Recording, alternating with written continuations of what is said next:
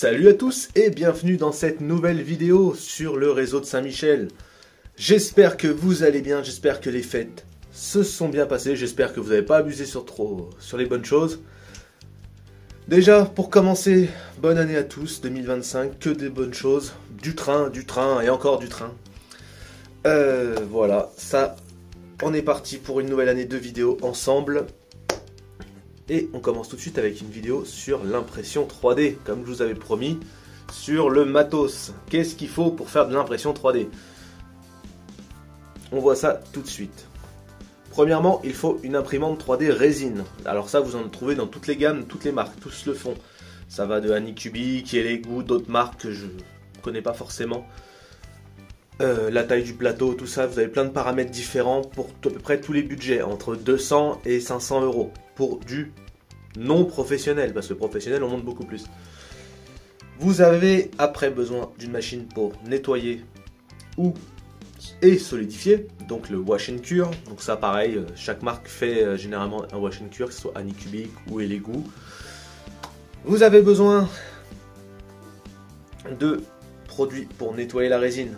Donc, dans mon cas, j'utilise de la résine standard de chez Elegoo 2.0. Donc, c'est des résines exclusivement nettoyables à l'alcool isopropanol 99,9. Voilà, alors là, vous êtes tranquille, ça nettoie nickel. D'ailleurs, petit aparté, pour nettoyer vos rails, j'ai essayé pour voir, ça marche super. Vraiment, c'est mieux que l'alcool à brûler. Petit aparté. Il vous faut ça, et il vous faut la résine évidemment. Généralement les machines sont livrées avec un pack complet d'accessoires. Les accessoires ça comprend les spatules, des gants, on va y revenir sur les protections, des gants, toutes les machines pour le réglage, un peu de pièces et une clé USB avec les modèles test.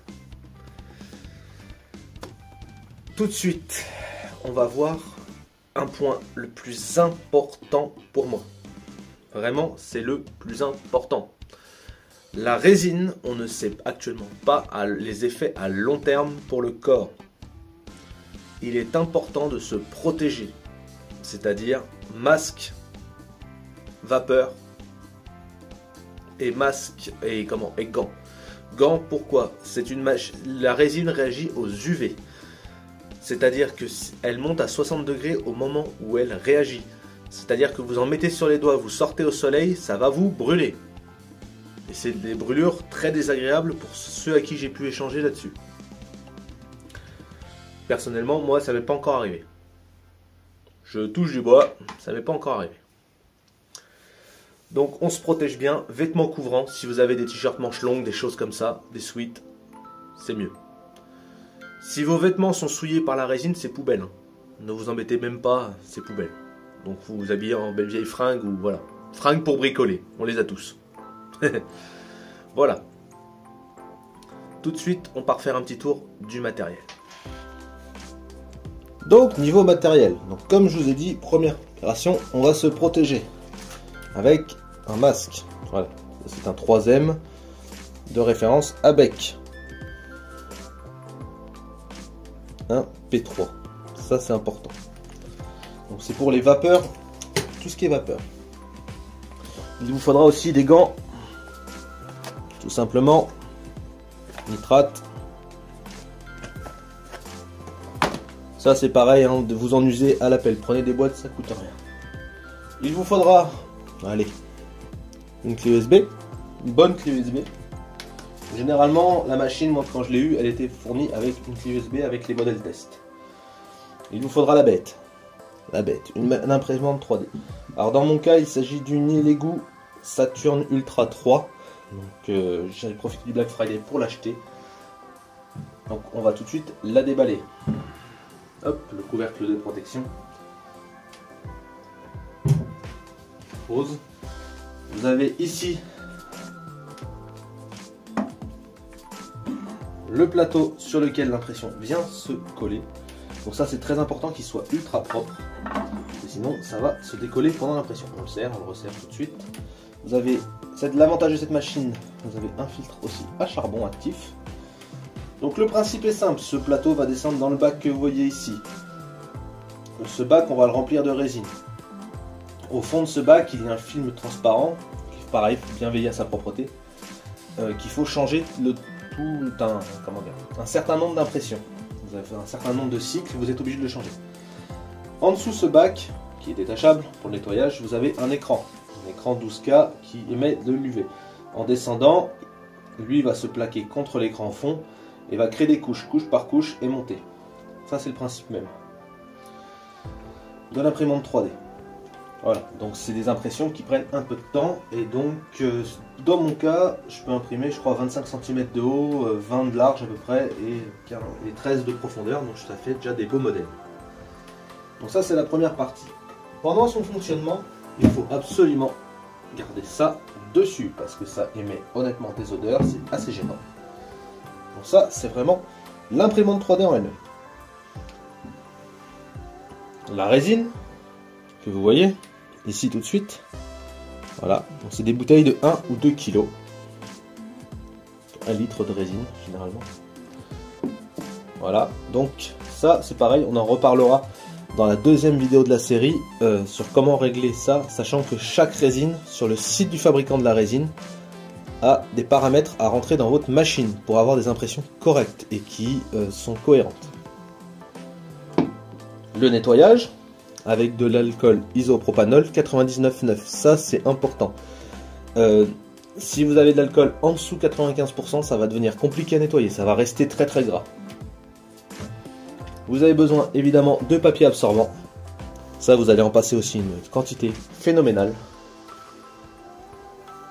Et du coup la deuxième machine, la Wash and Cure. La Wash and Cure a une particularité. Hop, on enlève le premier couvercle. Donc vous avez un bain d'alcool. L'avantage de cette marque, moi j'ai choisi celui-ci de la marque Elegoo pour une raison très simple, c'est qu'il se ferme.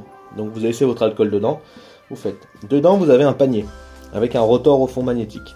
Vous mettez vos pièces en sortie d'impression, vous les balancez dedans, vous les faites tourner quelques minutes et elles sont propres.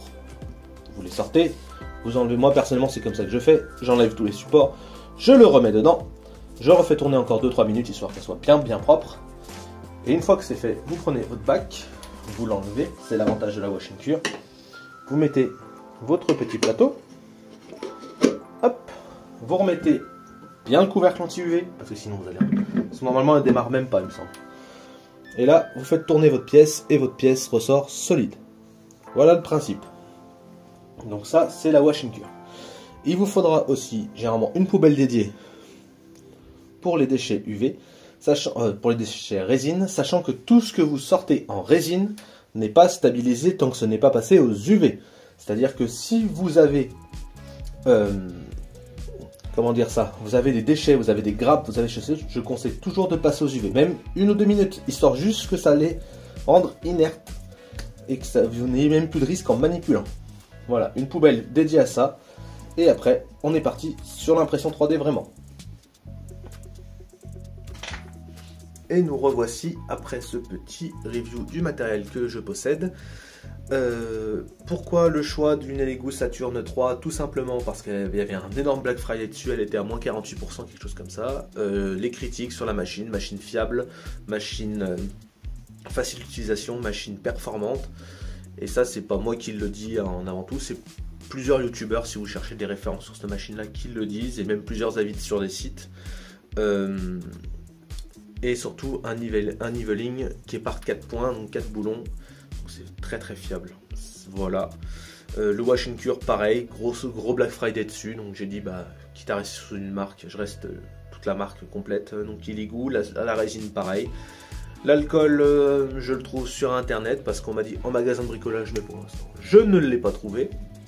Après on m'a conseillé de les prendre en bidon de 5 litres, c'est vrai qu'on en passe beaucoup, il en faut déjà 3 litres pour remplir le Wash and Cure, donc c'est déjà un budget mine de rien.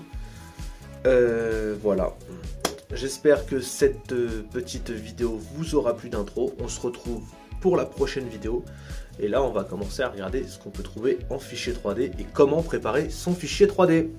Sur ce, portez-vous bien, à bientôt, ciao ciao.